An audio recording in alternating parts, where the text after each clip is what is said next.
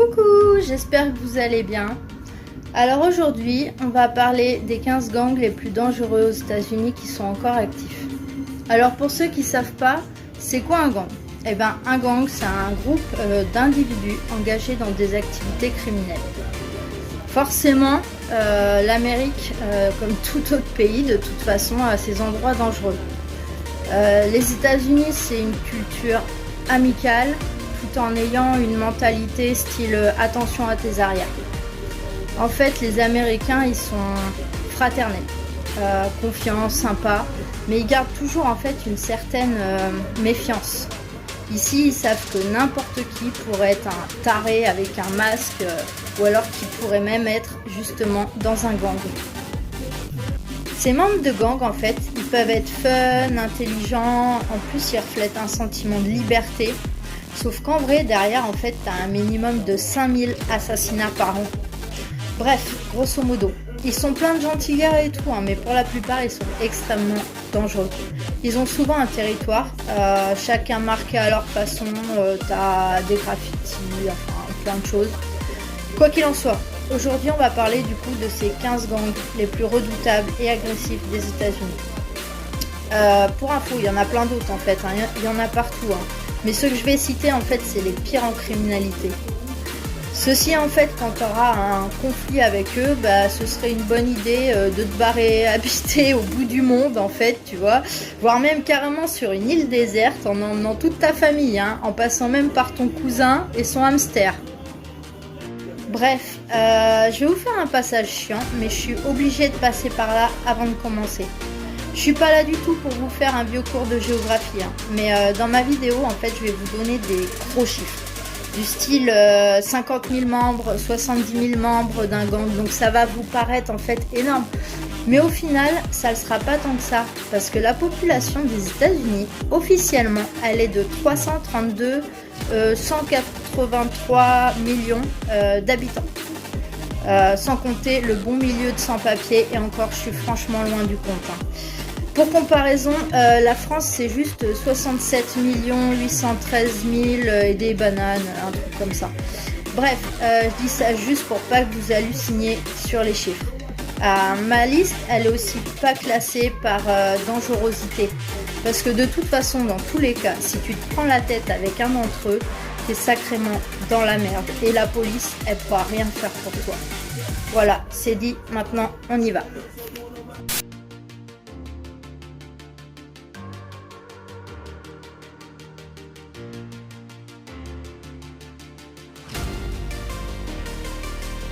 Les Latin Kings, donc les rois latins en français. Les Latin Kings ont vu le jour à Chicago, dans l'Illinois, dans les années 50. À la base, ils avaient commencé pour se défendre contre la discrimination et la violence. Depuis, ils ont inversé les rôles. Aujourd'hui, c'est un gang de rue encore basé à Chicago, mais ils ont en plus New York, Philadelphie et Los Angeles. Ils sont entre 25 000 et 30 000 membres estimés. Ils sont composés principalement de latinos de plusieurs pays différents. Ils ont un bandana jaune et noir et leurs vêtements sont noirs et dorés. On les reconnaît aussi par leur tatouage, c'est une couronne à 5 pointes. Ils sont impliqués dans le racket, le trafic de drogue, les assassinats, les vols en tout genre, le trafic d'armes et j'en passe.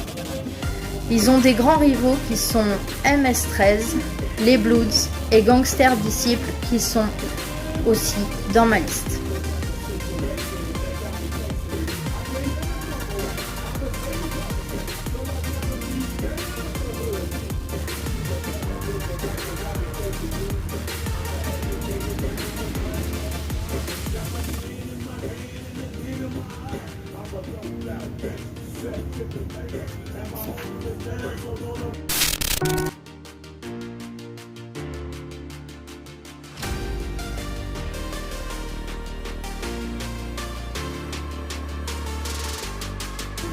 The Mongols, donc les Mongols en français. Le gang a été lancé dans les années 60 en Californie. Les Mongols sont un club de motards hors la loi qui est un peu plus au courant de la loi en fait qu'on le pense. Aujourd'hui, on estime que le gang y compte environ 1500 membres et opère principalement dans l'Ouest américain. Ils sont bien connus pour leur extrême violence avec les autres groupes de motards. Ils sont impliqués dans des assassinats, trafic de stupéfiants, rackets, braquages, trafic d'armes, blanchiment d'argent et extorsion. Ils sont alliés à la mafia mexicaine, mais leurs ennemis jurés sont les Hells Angels. Ils sont pour la plupart en Californie du Sud et ont beaucoup de problèmes avec les forces de l'ordre, principalement pour leur trafic de méthamphétamine et leurs meurtres. Ils ont un site internet si vous voulez plus d'infos, juste comme ça, hein, je leur ai pas manqué de respect, hein, les Mongols c'est leur vrai nom.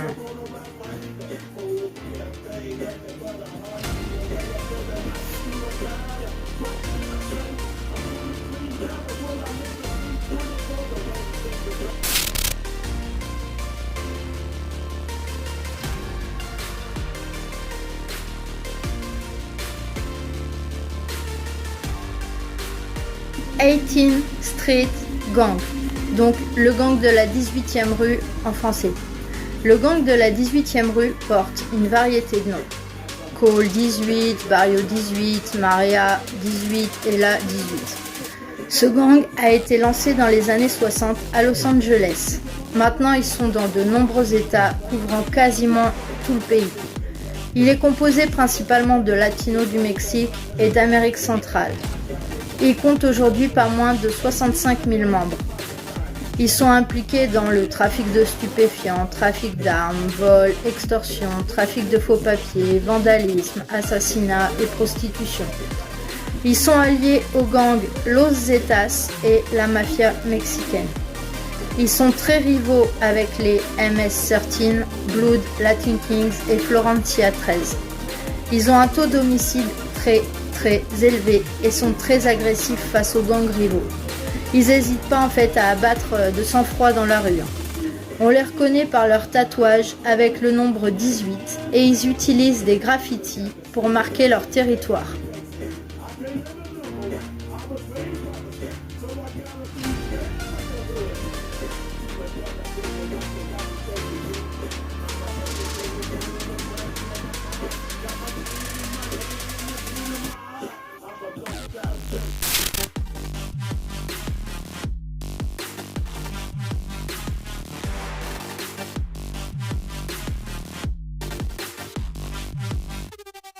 Los Zetas.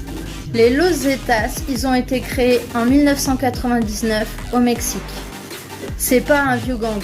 Aujourd'hui, ils comptent pas moins de 100 000 membres et opèrent à la frontière mexicaine et dans tout le sud des États-Unis. Ils sont actuellement un des cartels les plus importants du monde et les plus brutaux bien sûr. Ils sont réputés pour donner des exemples, style sanglant, exemple sanglant. Même femmes et enfants, pas de pitié. Ils sont impliqués dans le trafic de stupéfiants, trafic d'armes, blanchiment d'argent, espionnage, extorsion, piratage informatique, enlèvement, assassinat, terrorisme, opérations clandestines, corruption de personnalités politiques. Rien que ça. Pour le gouvernement des États-Unis, c'est le cartel le plus puissant et le plus violent, même le plus dangereux, car ils sont lourdement armés et hautement structurés. Ils recrutent même des policiers corrompus et des militaires.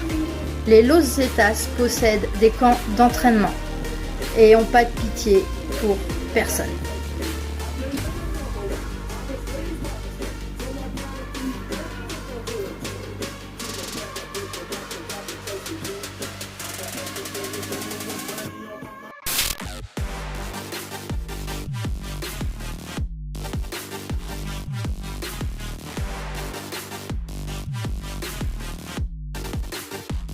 L'Aryan Brotherhood, donc fraternité Aryan en français. L'Aryan Brotherhood a été fondée en 1954. À la base, c'était un gang de prison de suprémacistes blancs d'origine irlandaise. Ça a été fondé à la prison de Saint-Quentin en Californie. La fraternité Aryan compte maintenant 20 000 membres en prison et en dehors. Ils se sont développés dans de nombreux États. C'est un des gangs les plus violents aux États-Unis. Ils sont responsables de 26% des meurtres en prison. Ils sont impliqués dans le trafic de stupéfiants, raquettes, extorsion, meurtre, trafic d'armes, braquage de banque, contrat d'assassinat, fabrication de méthamphétamine et prostitution carcérale. Ils sont alliés aux gangs de motards Hells Angels et leurs rivaux sont les Bloods et les Crips. Ils ont tous des tatouages incluant les mots AB, SS et 666. Ils ont aussi des symboles nazis sur le corps. L'Aryan Brotherhood sont en minorité par rapport à leurs gangs rivaux. Donc pour se démarquer, leurs très nombreux meurtres, en fait, ils sont particulièrement atroces. Histoire de faire peur aux autres gangs, en fait. Ils ont 3 critères de recrutement. Donc pour rentrer dans le gang, il faut être un prisonnier blanc ou un ancien prisonnier, évidemment. Il faut avoir commis un meurtre et prêter allégeance. Alors, prêter allégeance, c'est quoi? En fait, ça veut dire que la seule façon de quitter le groupe, l'Aryan Brotherhood, c'est de mourir. Une fois en fait que tu es entré dans ce gang, il est interdit de quitter cette fraternité vivant.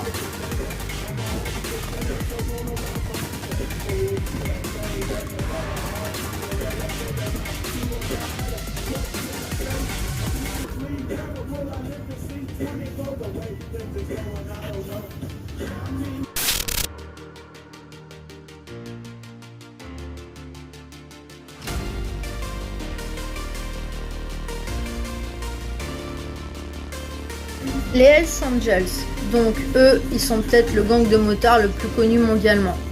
Donc fondé en Californie en 1948, actuellement ils sont présents dans 56 pays. Aux États-Unis, ils sont entre 5000 et 7000 membres seulement. Et ils sont aussi dans chaque État par contre. Ils sont impliqués dans le trafic de stupéfiants, trafic d'armes, extorsion, raquettes, recel et meurtre. Leur principal rival, c'est les Mongols, que j'ai parlé tout à l'heure. En fait, comme vous savez, c'est pas un manque de respect de ma part, c'est leur vrai nom. Bref, les postulants passent par différentes étapes pour la formation. Et s'il fait l'unanimité, ils peuvent l'accueillir. Dans un premier temps, il sera suiveur d'un membre du groupe et devra effectuer en fait sur ordre des tâches les plus ingrates aux plus illégales. Aux États-Unis, le gouvernement a tenté à de maintes reprises de mettre fin à l'activité du gang en utilisant toutes les manières possibles et imaginables, mais ils n'ont jamais réussi en fait. Un livre a même été écrit sur eux par Hunter S. Thompson.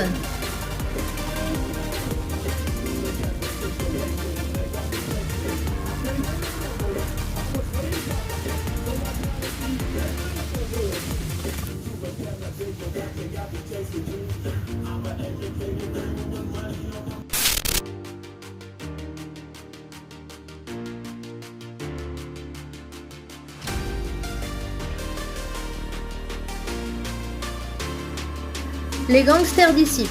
Alors eux, en fait, c'est la réunion de 2 gangs en 1960. Les High Life Supreme gangsters et les Black Disciples. Maintenant, ce gang, c'est un 2 en 1 en fait. Ils ont 30 000 à 40 000 membres, tous afro-américains. C'est devenu un gang de rue principalement basé à Chicago. Impliqué dans de la criminalité financière, faux monnayage, fraude sur internet, falsification de documents d'identité, assassinat, pillage, attaque à main armée, cambriolage, enlèvement, esclavage, esclavage sexuel et violences sexuelles. Ils sont les rivaux de tous les gangs, à part des Crips. Ce gang a une organisation très structurée, avec un énorme trafic de drogue. Une étoile de David est le symbole du gang. Ils sont en tout dans 35 États. C'est le gang le plus prospère de Chicago avec un revenu annuel estimé à 100 millions de dollars provenant de leur trafic.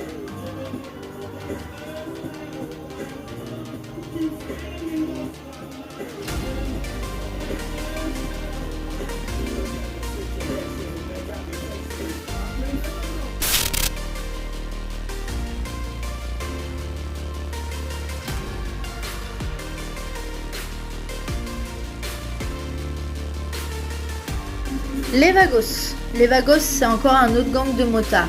Lancé dans les années 60 en Californie, ils se sont développés depuis dans tout le pays.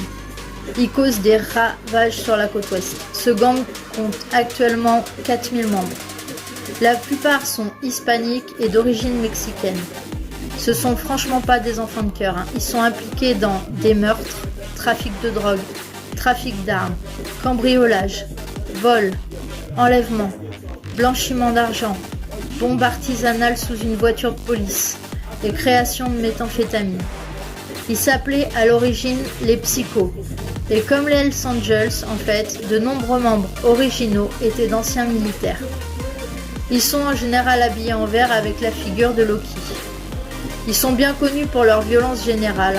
Quand ils ont voulu étendre leur territoire en 2001, une fusillade sanglante a éclaté avec les Hells Angels. Et ça s'est reproduit encore pour des fréquentations exclusives de bars. Chacun veut leur territoire en fait un petit peu partout.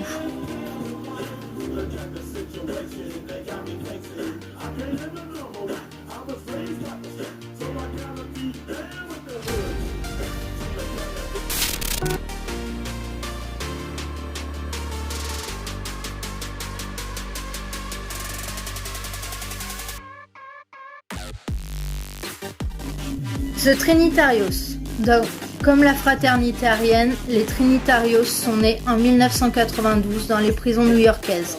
À la base, c'était pour se protéger des agressions hispaniques. Depuis, ils se sont aussi répandus dans les rues. Ils sont actuellement 30 000 membres à New York et en Floride. Ils sont principalement composés d'immigrants dominicains et agissent principalement à New York.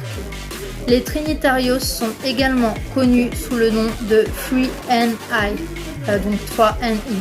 C'est un gang de rue devenu très violent et très actif.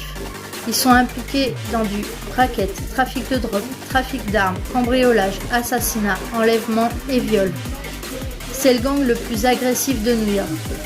Ils contrôlent le Bronx, Brooklyn et une bonne partie du New Jersey. Ils se débarrassent de leurs rivaux à coups de machette, sans pour autant négliger les armes à feu, bien sûr. On les reconnaît facilement, ils portent un collier de perles aux couleurs de leur pays et s'habillent aussi aux couleurs de leur pays. Dans les autres gangs, les Trinitarios ont que des ennemis. Ils n'ont aucun allié. Leurs rivaux sont par exemple les Bloods, les Crips, Los Zetas et j'en passe. L'ancien chef du gang a été récemment condamné pour conspiration et racket.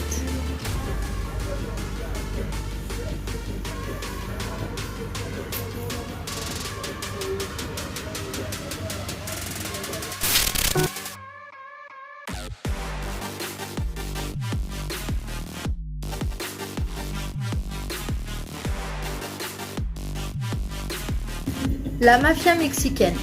Donc on croit que la mafia mexicaine est née au Mexique, mais non, pas du tout en fait. La mafia mexicaine des États-Unis, elle est née dans une prison fédérale de Californie en 1957. Ils sont plus communément appelés EME, E-M-E. C'est une des organisations les plus anciennes et les plus puissantes des prisons des États-Unis. De nos jours, il y a environ 500 membres seulement, c'est pas beaucoup, mais bon, ils sont dispatchés un peu dans tous les États-Unis. Il n'y a pas qu'une seule tête au pouvoir, il y a une centaine de membres qui ont le pouvoir d'ordonner les meurtres et les autres qui les exécutent. Sans mauvais jeu de mots, évidemment. Ils sont impliqués dans l'extorsion de fonds, le trafic de drogue, les assassinats, tant à l'intérieur qu'à l'extérieur des prisons. Il y a aussi du trafic d'armes et j'en passe. Disons qu'ils touchent un peu à tout. Ils sont très alliés avec la fraternité arienne. Ils se font souvent tatouer une main noire sur le corps avec Mafia Mexicana. Ils suivent aussi des règles très strictes. Pas d'affrontement entre les membres, pas de mouchardage, pas de relations homosexuelles et pas manquer de respect à la petite amie d'un autre membre. Et surtout, pas de lâcheté.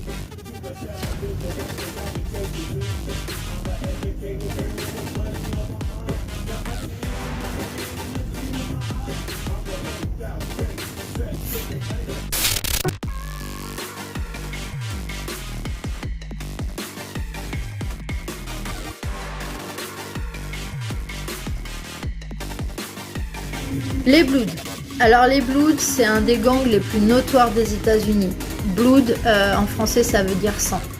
Les Bloods se sont formés en 1972 à Los Angeles.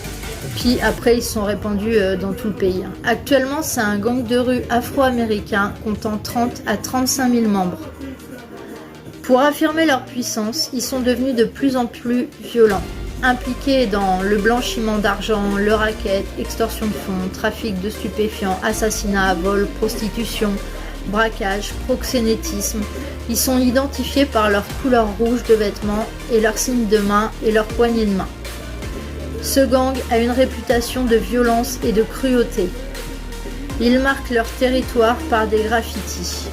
Ils ont aussi une marque de pattes de chien représentée par 3 points faits avec des brûleurs de cigarettes sur l'épaule droite. Ils ont une grosse rivalité avec les Crips. L'âge des membres part de l'adolescence et l'initiation des membres se fait par une attaque au couteau.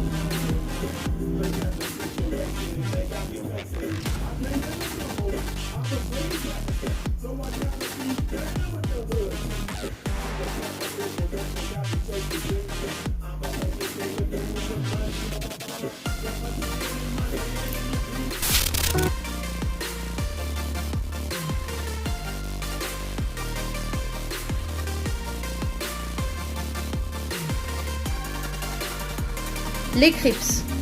Donc comme les Bloods, les Crips sont toujours très présents et très actifs. À l'original, les Crips, donc Oris, a été fondé à la fin des années 60 à Los Angeles. Il y a 30 à 35 000 membres à peu près qui sillonnent les rues à travers le pays. Ils sont impliqués dans du blanchiment d'argent, racket, extorsion de fonds, menaces sur témoins, trafic de stupéfiants, trafic d'armes, assassinat, cambriolage, braquage, proxénétisme, contrat d'assassinat et viol. C'est un des gangs les plus violents des États-Unis. Ils sont tous habillés en bleu et noir. Ils portent tous des bandanas bleus comme vous voyez sur les photos. Ils vivent du deal de cocaïne, crack, méthamphétamine, etc. Ils délimitent leur territoire en taguant sur les murs. Ils n'hésitent pas à utiliser la violence physique, y compris l'homicide, pour protéger leurs intérêts. Les Crips font très souvent l'actualité, que ce soit à la télé ou dans les journaux.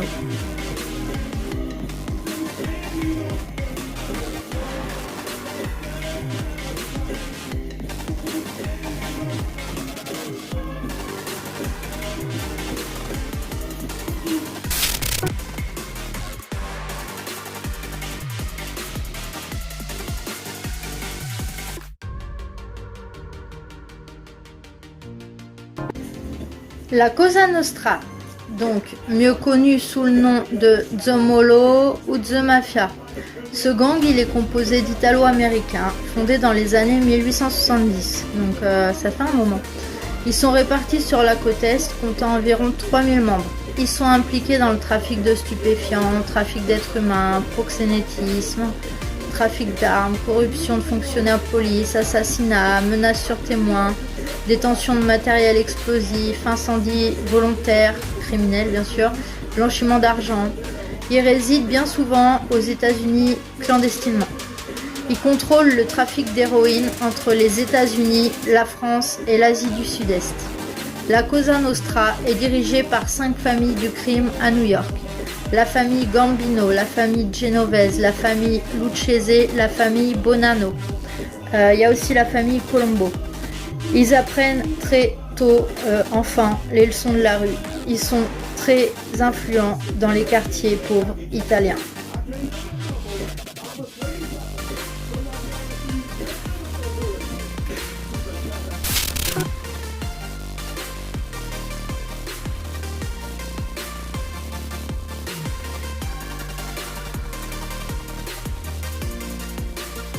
Florencia 13.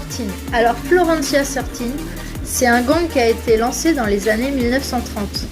C'est un gang de rue de Los Angeles en fait. Florencia 13, c'est nommé d'après Florence en fait, la région de Californie dont ce gang est originaire. Le gang il a été lancé par des Américains mais d'origine mexicaine. Il y a actuellement 10 000 membres répartis dans tout le pays. Ils se financent par le trafic de drogue. Ils sont aussi super alliés avec la mafia mexicaine. Ils sont impliqués dans le trafic de drogue, trafic d'armes, agression, vol, extorsion, assassinat et contrat d'assassinat, racket et fraude. Les membres ils sont âgés de 20 à 50 ans. Il y a 102 membres de Florencia qui ont été arrêtés et accusés de multiples meurtres. Ils ont commencé à être ciblés en fait par la police parce qu'il y a eu des attaques et des meurtres à caractère raciste contre des Afro-Américains.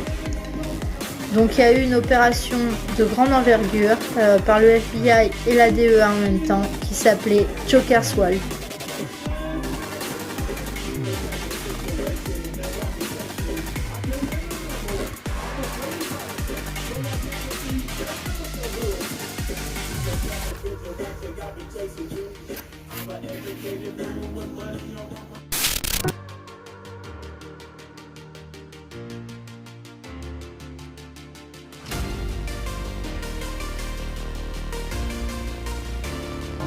MS-13, donc MS-13 en français. Fondé en 1970, c'est le gang redouté de tous. Tous les gangs que je viens de citer avant, en fait, ils redoutent tous celui-ci. À la base, il s'appelle le Mara Salvatrucha. C'est un gang violent, en fait, principalement composé de Salvadoriens. Ils sont pas un très vieux gang à la base, hein, mais ils se sont fait un nom grâce à leur tatouage distinctif et à leur violence criminelle. Il y a pas moins de 10 000 membres opérant dans 48 États. Ils sont impliqués dans du blanchiment d'argent, trafic d'armes, trafic de drogue, prostitution, agression sur force de l'ordre, assassinat, contrat d'assassinat. Les personnes originaires en fait de l'Amérique centrale, ils sont souvent les plus ciblés par le MS-13. Il s'agit souvent de représailles où on tue carrément toute une famille. La devise du MS-13 est tue, vole, viol, contrôle. Donc assez sympa quoi. Très connus pour leur cruauté et assassinat, ils sont rivaux principalement avec le gang de la 18e rue. La couleur de leur bandana est bleu et blanc. Ils sont couverts de tatouages. L'initiation des membres consiste à être violemment battus pendant 13 secondes.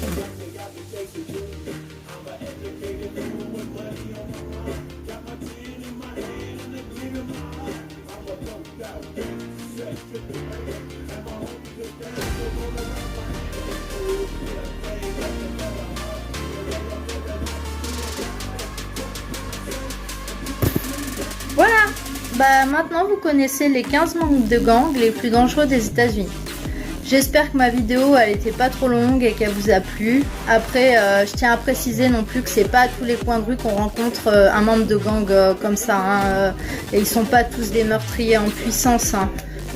Par exemple, moi j'habite en Caroline du Sud en fait, à côté d'une grande ville. Et je croise jamais aucun de ces gangs. Donc je connais juste 2 membres des Hells Angels, mais parce que en fait il y a un bar à côté de chez moi, un bar de motards, et ils y vont régulièrement en fait. Et j'ai parlé avec eux et tout, et franchement ils sont super sympas quoi. Enfin ces 2 types, ils sont pas méchants, ils ont une famille et tout, donc je pense qu'il faut pas faire d'un cas une généralité. Voilà, grosso modo. Ensuite, je sais pas si ma vidéo elle restera longtemps sur YouTube parce que j'ai quand même mis des images ultra choquantes, mais bon en même temps c'est les vraies images de gang donc je pouvais pas mettre des Mickey non plus hein, donc voilà hein. Après voilà, je vais la mettre quand même interdit au moins de 18 ans quand je vais la poster parce que voilà c'est un peu la réalité. Mais bon, en même temps, c'est pas un Walt Disney, hein, donc et puis si YouTube me la recale, et ben j'en referai une autre avec des images un peu moins choquantes, mais pas avec des Mickey non plus. Voilà. Bon, faites gaffe à vous. Bye.